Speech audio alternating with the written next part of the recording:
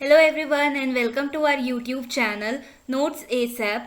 In the previous video, we have covered all the causes of revolt of 1857, how it started, from where it started, what were the economic causes, what were the immediate causes after which the revolt of 1857 started, how the outbreak and spread of revolt started, and क्या क्या हमारे main centres थे और कौन कौन leaders थे उस revolt में जिन्होंने अपना सपोर्ट दिखाया। हमने टोटल 6 सेंटर्स देखे थे जिसमें उनके लीडर्स अलग अलग थे और उन्होंने अपना सपोर्ट रिवॉल्ट में दिखाया। देन हमने कवर किया था कि रिवॉल्ट एट अवध।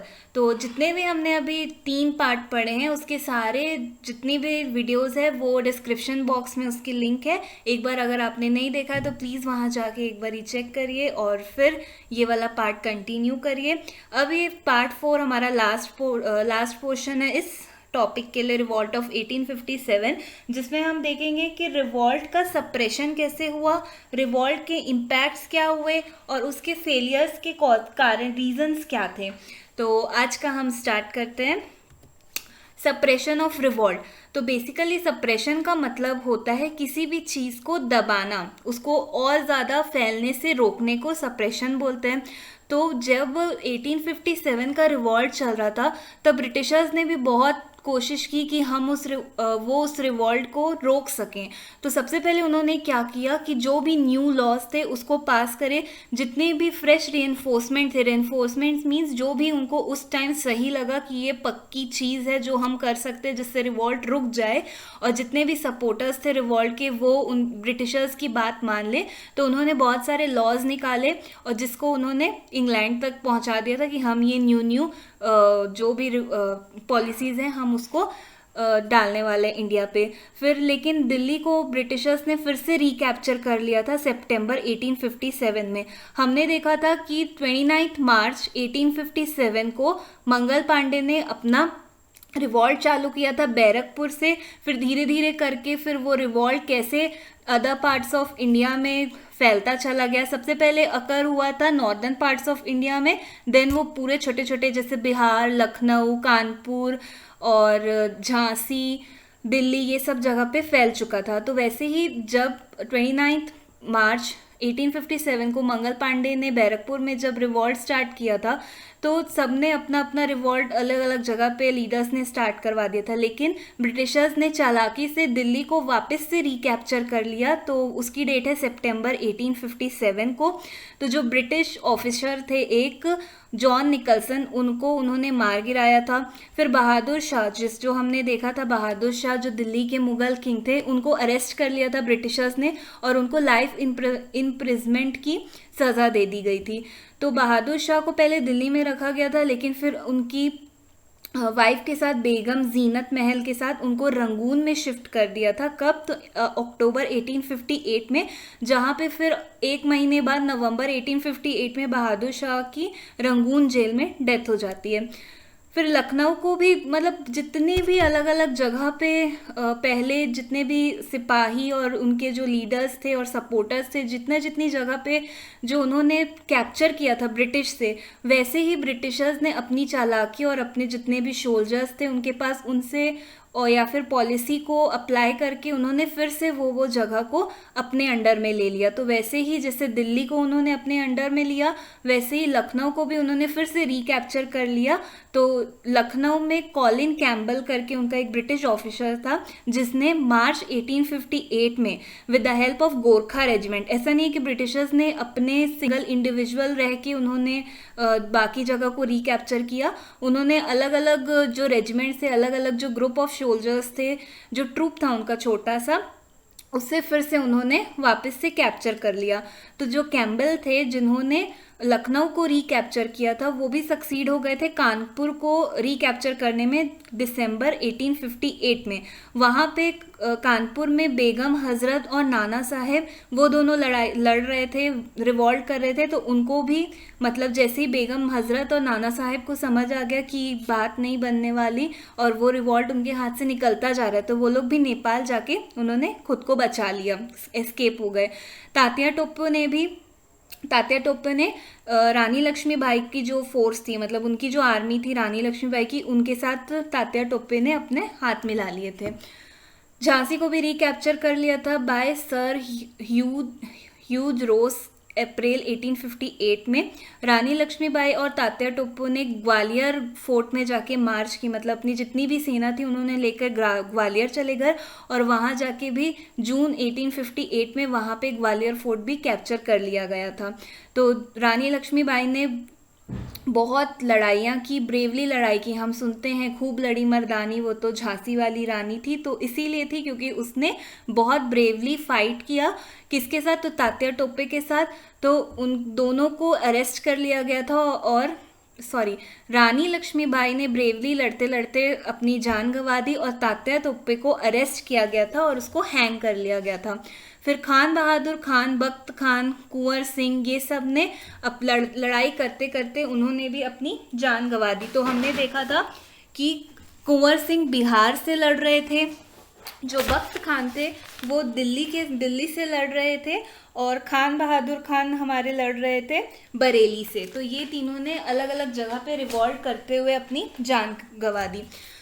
फिर आता है कि इस पूरे रिवॉल्ट को ब्रिटिशर्स ने दबाने के लिए क्या किया कि ब्रिटिशर्स ने इंडियंस को बहुत अपीस मीन्स बहुत सारी, मतलब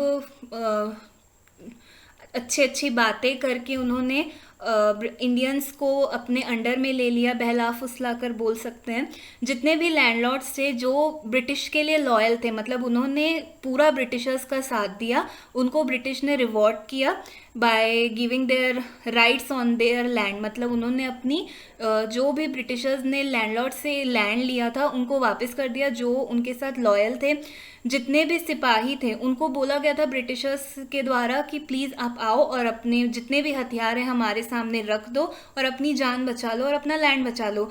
तो जिन जिन सिपाहियों ने, जिन जिन विद्रोहियों ने वो अपने हथियार रखने से मना कर दिया, अभी भी वो लड़ रहे थे अपने आज़ादी के लिए, उनको क्या किया गया था, जो भी तोप होती है तोप के सामने उनको बांधकर उनकी मतलब हत्या कर दी। तो उस टाइम बहुत सारे लोगों को मारा गया और बहुत सारे पीपल को फांसी पे टंगाया गया। तो अब नेक्स्ट हम ये देखते हैं कि इसमें जैसे आप देख रहे हो इस पिक्चर में कि ये जो तोप है उसमें एक वाइट कलर के जो है ये सब विद्रोही हैं, उनको क्या किया गया है, जो तोप है उसके सामने का जो छोटा सा होल रहता है उसमें उनको बांध के उनको मारा गया था। तो इस पूरे इंसिडेंट को बोलते हैं रिबेल्स मास्कर इन दिल्ली 1858। तो जो भी हुआ था मास्कर, मतलब एक ह्यूज अमाउंट में किसी को मारना, एक ग्रुप ऑफ पीपल या बहुत सारे लोगों को बेवजह मारने को मास्कर बोलते हैं। तो ये थे हमारे, जितना भी था ये था सप्रेशन की, कैसे ब्रिटिश ने इंडियंस को दबाने की कोशिश की उस रिवॉल्ट को। अब देखते हैं कि वो जो 1857 का रिवॉल्ट स्टार्ट हुआ था वो फेल क्यों हुआ, उसके रीजंस क्या थे। तो सबसे पहले जो रिवॉल्ट किया था विद्रोहियों ने वो बहुत लोकलाइज था, मतलब ज़्यादा बड़े एरिया में फैल नहीं पाया था, उनको उतना सपोर्ट नहीं मिल पाया था डिफरेंट क्लासेस ऑफ लोगों से, जैसे कि आर्मी ऑफ बॉम्बे हो गया या मद्रास हो गया। तो ये जितने भी बॉम्बे और मद्रास की जितनी भी आर्मी से ये ब्रिटिश को ही सपोर्ट कर रही थी, और बाकी जो इंडियंस थे उनको बिल्कुल सपोर्ट नहीं मिल पाया। जैसे कि विद्रोहियों ने बहुत एक ब्रेव फ्रंट, मतलब अपना बहुत बहादुरी वाला अपना हिस्सा सबने दिखाया, लेकिन उनके पास उतने रिसोर्सेज नहीं थे जो कि ब्रिटिशर्स के रिसोर्सेज से मैच कर पाए। वो रिसोर्सेज कुछ भी हो सकते हैं, चाहे उनकी बहादुरी हो या फिर उनके जितने भी जितने भी उनके पास हथियार थे या जो भी आइडियोलॉजी थी वो उनमें इंडियंस लैक कर रहे थे। जो भी विद्रोही थे उनका कोई एक प्रॉपर लीडर नहीं था, एक लीडर रहता तो कैप्चर कर लिया जाता ब्रिटिशर्स को, लेकिन अलग अलग एरियाज में बहुत सारे लीडर्स थे, इसके वजह से बहुत एक इफ़ेक्टिव मैनर से विद्रोह नहीं हो पाया। जो सिपाही या विद्रोह थे उनके पास एक्सपीरियंस की कमी थी, आइडियोलॉजी भी बहुत उनकी, मतलब सोचने की जो ताकत थी वो भी ब्रिटिशर्स से थोड़ी कम थी, और प्रॉपर मैनेजमेंट बिल्कुल भी नहीं था। उनको कोई आइडिया ही नहीं था कि जो उन्होंने स्टेट को कैप्चर किया है उसको कैसे हम अच्छे से रख सके, जिसके वजह से ब्रिटिशर्स ने वापस से उन जगहों को रिकैप्चर कर लिया, अपने अंडर में ले आए।